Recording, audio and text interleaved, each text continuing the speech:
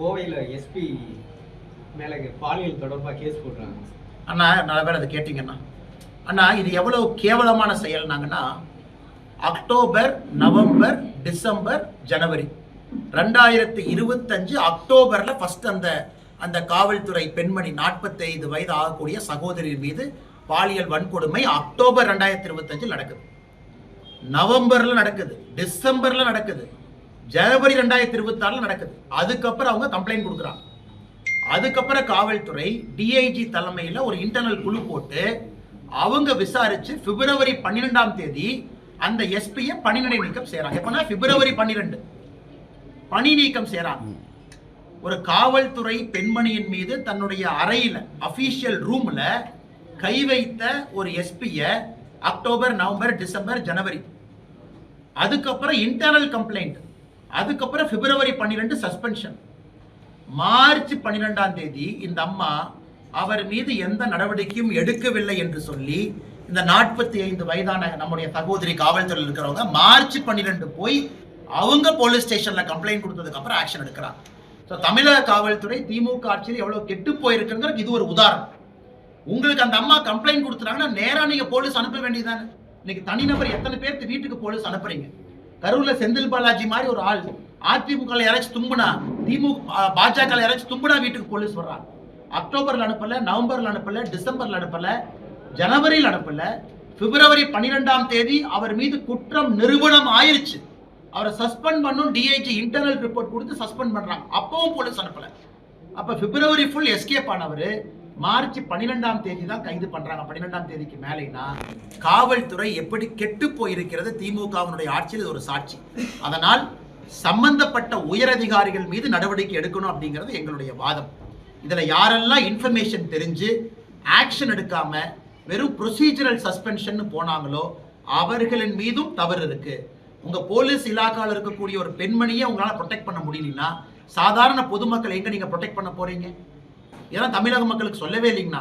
ஏதோ அந்த அம்மா காவல்துறைக்கு போனாங்க, கம்ப்ளைண்ட் கொடுத்தாங்க, ஆக்ஷன் எடுத்தாங்க. யாருக்குமே தெரியாது அக்டோபர்ல நடந்த பாலியல் வன்கொடுமையை அந்த அம்மா ஜனவரியில கம்ப்ளைண்ட் கொடுத்தாங்க. அது பிப்ரவரியில நிரூபணம் ஆகியும் கூட நடவடிக்கை எடுக்காம அந்த எஸ்பியை தமிழ்நாடு அரசு காப்பாத்தி இருக்கு. ஏன்னா இந்த துறையினுடைய அமைச்சராக இருக்கக்கூடிய, உள்துறை அமைச்சராக இருக்கக்கூடிய ஸ்டாலினுக்கு இதெல்லாம் தெரியாதாங்கண்ணா. ஸ்டாலின் ஐயாக்கு இதெல்லாம் பொதுமக்கள் பார்க்கணும். இது போன்ற பல காரணங்களுக்காக தேசிய ஜனநாயக கூட்டணிக்கு நீங்கள் வாக்களிக்க வேண்டும் என்கின்ற அன்பான வேண்டுகோளை இந்த நேரத்தில் வைக்கிறேன். முன்னாள் சட்டமன்ற உறுப்பினர் செந்தில் பாலாஜி சொல்லியிருக்காரு, இந்த 41 பேர் உயிரிழந்து எனக்கு மட்டும் சம்மன் அனுப்பியிருக்காங்க. அந்த நேரத்தில் அனைத்து கட்சி நிர்வாகிகள், முக்கிய நிர்வாகிகள் பார்த்தாங்க, அவங்களுக்குலாம் அனுப்ப. கரூர்ல நான் உண்மையை சொல்றேங்கண்ணே, 41 அப்பாவி பொதுமக்கள் இறந்த பிறகு கரூர் மாவட்டத்தினுடைய மருத்துவமனைக்கு எந்த விளம்பரமும் ஆடம்பரமும் செய்யாம முதல்ல உதவிக்கு போனவர் என் பக்கத்துல எம்ஆர் விஜயபாஸ்கர் உட்கார்ந்துருக்கார். அவர் ஆபீஸ்ல இருந்து பேசுறதுக்காக நான் சொல்றேன். உடனடியா போன பாரதிய ஜனதா கட்சியினுடைய தலைவர் தொண்டர்கள் இங்க இருக்கிறார். உடனடியா போனவர் செந்தில் பாலாஜி எப்படி வந்தாரு? 10 ஆம்புலன்ஸ் எடுத்துக்கிட்டு திமுக மருத்துவ அணி அப்படின்னு போஸ்ட் அடிச்சு ஒட்டிக்கிட்டு வந்து போட்டோ எடுத்து ஹாஸ்பிட்டல் போறதெல்லாம் லைவ் கவரேஜ் பண்ணி நடக்க நான் தான் ஃபர்ஸ்ட் போனேன்னு சொல்லி விடிய முதலமைச்சரை கூட்டிட்டு வந்து இன்னைக்கு நீங்க பாருங்க, தூத்துக்குடி விளாத்தி குளத்துல அந்த சகோதரியினுடைய போஸ்ட்மார்ட்டம் ரிப்போர்ட் இன்னும் நமக்கு வரல. இந்த போஸ்ட்மார்ட்டம் பண்ணாங்க, முழுசா பண்ணல, எப்படி பண்ணல, இப்படி பண்ணல, இன்னும் வரல. ஆனா ஒரே நாள்ல நள்ளிரவுல அண்ணன் எடப்பாடி பழனிசாமி அவர்கள் காலையில எம்ஆர் விஜயபாஸ்கர் அவர்கள் காலையில கூட்டிட்டு வர்றாங்க. கொஞ்ச நேரத்துல செந்தில்நாதன் அண்ணன் என்னை கூட்டிட்டு வர்றாங்க. அதுக்கு முன்னாடி ஒருத்தருடைய சடலம் இருக்கக்கூடாது என்பதற்காக விடிய உடல் கூராய்வு செய்து 3:30 மணி 4 மணிக்கு எல்லாத்தையும் கூட்டிட்டு போயிட்டு துபாயில இருந்து பிரைவேட் ஜெட்ல உதயநிதி வந்தார். உதயநிதி எங்கிருந்து வந்தாருன்னா துபாயில இருந்து பிரைவேட் ஜெட்ல வந்தார். திரும்ப அதே பிரைவேட் ஜெட்ல துபாய்க்கு போனார்.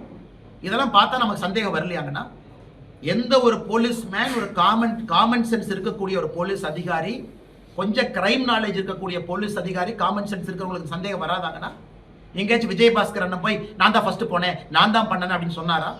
காப்பாற்றுவதற்காக இவர்கள் எல்லாம் பாடுபட்ட பொழுது விளம்பரம் செய்து கொண்டிருந்த செந்தில் பாலாஜி, சரி 10 ரூபா பாலாஜி என்று சொன்ன பிறகு செருப்பு எங்கிருந்து வந்துச்சு? கரூர்ல தானே வந்துச்சு. அதன் பிறகு செந்தில் பாலாஜியினுடைய நடவடிக்கை முன்னும் பின்பும். இவங்க போய் எனக்கு பர்மிஷன் கேட்கிறாங்க, விஜய் அவங்க கட்சியில சம்பந்தம் இல்லாத இடத்துல இங்க வந்து கொடுக்குறாங்க. அதுல திமுகவினுடைய முன்னாள் அமைச்சருக்கு சம்பந்தம் இல்லைன்னு நினைக்கிறீங்களா? அதனால செந்தில் பாலாஜி அவர்களை கண்டிப்பா சிபிஐ விசாரணை பண்ணணும். நாளைக்கு போறாரு.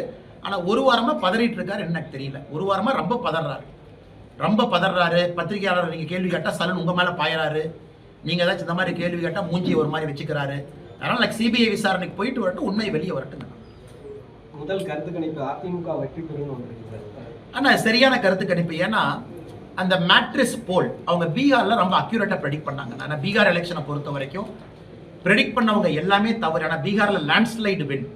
ஸோ இவங்க நமக்கு 160 to 175 அப்படின்னு அந்த மேட்ரிஸ் போல் பீகாரில் என்டிஏ கொடுத்தாங்க. இன்னைக்கு அவர்களுடைய கருத்து கணிப்பு, ஆனால் இது ஒரு ட்ரெண்டு தான், இது ஒரு இண்டிகேட்டர் தான். அதிமுகவிற்கு என்டிஏவுக்கு எல்லோரும் சேர்ந்த கூட்டணிக்கு 114 127 கொடுத்துட்டாங்கன்னா அது ட்ரெண்ட், அப்வர்ட் ட்ரெண்டாக கொடுத்துருக்குறாங்க.